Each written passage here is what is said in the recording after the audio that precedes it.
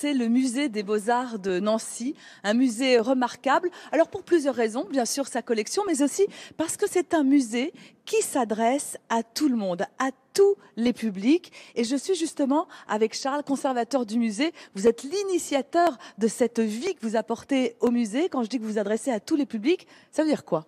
Ça veut dire qu'il y a plusieurs expériences de visite en fonction de si on visite en famille ou si on visite avec son professeur quand on est à l'école ou si on visite entre amis quand on est étudiant, etc. Donc il faut qu'on puisse adresser un discours personnalisé à chaque type de visiteur.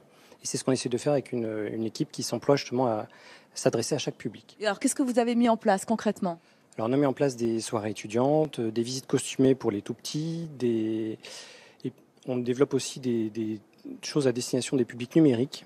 Donc ça, c'est notre nouveauté pour essayer d'aller un peu partout, même là où on ne nous attend pas.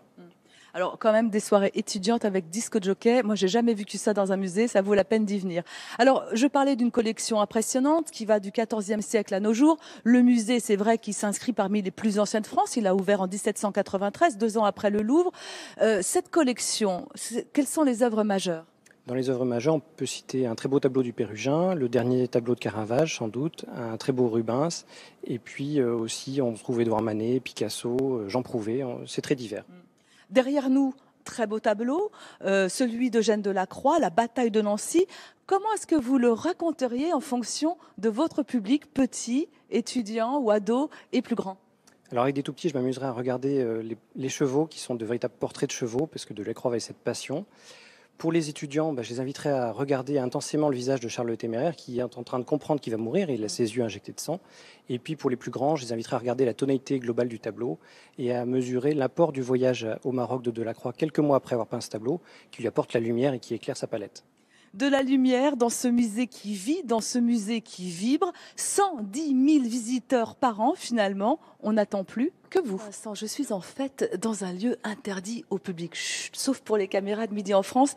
Il s'agit du cabinet des arts graphiques du musée des Beaux-Arts de Nancy. Regardez ce cabinet tout boisé, une salle de travail, mais surtout une salle qui renferme des trésors. Regardez, des livres, des estampes, comme cette estampe japonaise, ou encore des carnets, des dessins. On en compte à peu près 25 000 œuvres renfermées ici dans ce cabinet des arts graphiques. Alors pourquoi les cacher au public? Eh bien, je pose la question à Charles. Charles, vous ne seriez peut-être pas prêteur, c'est ça le problème? Alors, je suis surtout conservateur et ma mission première, c'est de m'assurer que les collections durent le plus longtemps possible.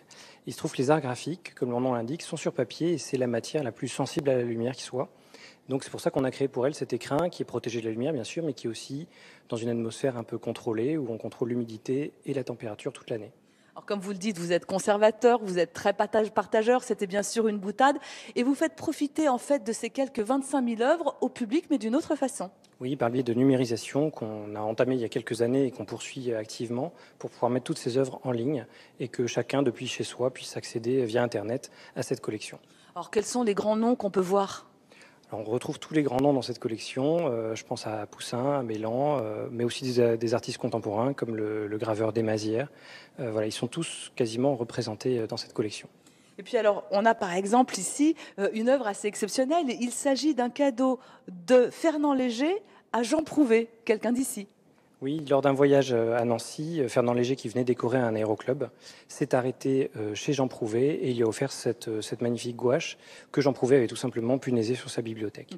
Alors elle est désormais bien sûr visible sur les sites des musées de France où il y a des liens qui vous amènent justement à ces quelques 25 000 œuvres.